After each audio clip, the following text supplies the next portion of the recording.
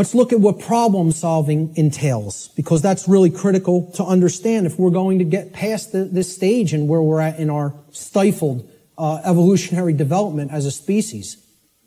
There's a few main steps to solving problems, any problem. Doesn't matter what the nature of the problem is. The first is you have to recognize that the problem exists. Recognize that there is a problem to begin with. And I think by asking the question, is everybody content with the way things are? Nobody raised their hand. I think that's great because it at least acknowledges to me the people here today recognize we have a problem. And that's healthy. That's good. Okay? Many people out there don't believe we have a problem. You know, they like this place. They like the world the way that it is. You know, which is unfathomable to me, because to me it's a living hell. And that's not because of how my own personal life is going. I'm very content with my own personal life. I have no self-inflicted suffering in my personal life. I don't create problems for myself. My life goes on very well according to how I live it without hurting anybody else. The problem is other people. And that's another thing the New Agers won't acknowledge, and they'll flip out if you say that there's a problem with someone else. There are problems with other people, okay? And people will say people in glass houses shouldn't throw stones. My glass house has been taken down long since, long time ago, because I went through all that personal introspective work, and I dug deep into my subconscious and faced those problems and confronted them head on and healed them and came out of the mindset that I was once in. Okay? So, you know, people will say, if there's something you don't like, you're seeing in other people, that's something in yourself that you're seeing in them. This is New Age mumbo-jumbo nonsense. Okay? If you're not part of the problem, I'm not part of this problem. I can say that honestly. I'm not part of this problem. I can look at every single person, anybody who's watching this, and say, I'm not part of the problem that's happening on the earth. With all honesty and knowing that I am telling the truth with that. Okay? But see, at one point, I was part of the problem. And a big part of the problem. Okay? What I had to do at some point is stop doing this and pointing out and saying the problem lies elsewhere while I was still part of it. And then I had to do this. And point squarely at myself and say, what do I need to change here, here, and finally here in the guts, in the courage? You know, people will say, yeah, change happens in the mind, it happens in the heart. But lastly, it happens in the guts. We need to generate what I call the heart, mind, guts. Okay? You got to care enough to know and then put it into action. The heart, mind, guts. Okay? That taking action is the most important step when it comes to creating change. And we're going to get to that in a moment. But the whole point here is I had to look at what I needed to change about myself in my thoughts, my emotions, and my actions, and then change those things in myself. This is what most people want to run away from. They want to say, yeah, I want those things that I say I want to magically, to be present in my life, but I don't want to do those things that require self-change in how I think, in how I feel, and in how I act. I want it magically to happen without changing those things in me. So I can honestly look at the rest of the world and say, the problem does not lie within me. I am not seeing a manifestation of myself in other people. Other people have not done the same process that I have. The introspective work that I have, and gone through that painful, painstaking work that involves effort, hard effort. I'm not up here telling people I'm offering you the tonic. You're going to take a sip and magically you will be enlightened. Okay? Knowing what's going on in the world is hard work. It involves destruction. It's a destructive process. It involves destruction of belief systems. It involves completely breaking down barriers that are in your head. Okay? Hardly anybody wants to do that work. People want to run 1,000,000 miles an hour in the opposite direction from that work. Anything but that. I'll take the grave instead of that. Okay? That's where most people's heads are at. All right? So let's get back to the steps here for problem solving. The first is you got to recognize that there's a problem. If you are in denial, good luck. Let me know how that works out for you. Because you're not solving any problem in a state of denial at all. Fear-based denial of the problem must first be dealt with and conquered and stamped out. And you have to acknowledge how bad it is. You know? People feel symptoms coming on of a disease or something and they want to ignore it because they don't want to believe I'm sick. I don't want to believe I'm sick. I don't want to believe I have a problem. Then you're waiting.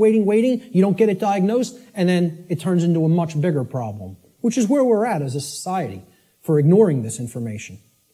This is what denial looks like, symbolically. Okay?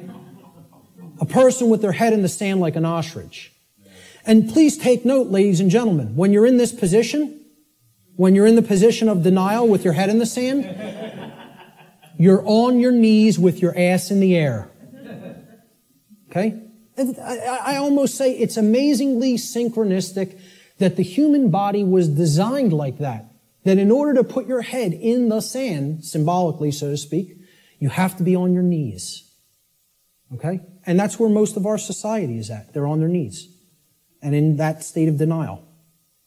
The second step to problem solving is to recognize that the symptoms that are being displayed, the symptoms you are seeing, are merely effects of underlying causal factors. You can't treat symptoms and solve a problem. It's not possible. That's not how problem solving works. You have to get to what caused the problem. Okay? Instead of simply treating symptoms, make an accurate diagnosis of the causes of the problem. So what does the word diagnosis mean? Diagnosis comes from Greek.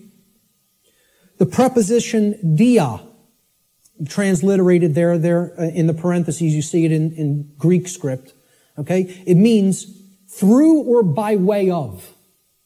So by a method, by a particular method. All right?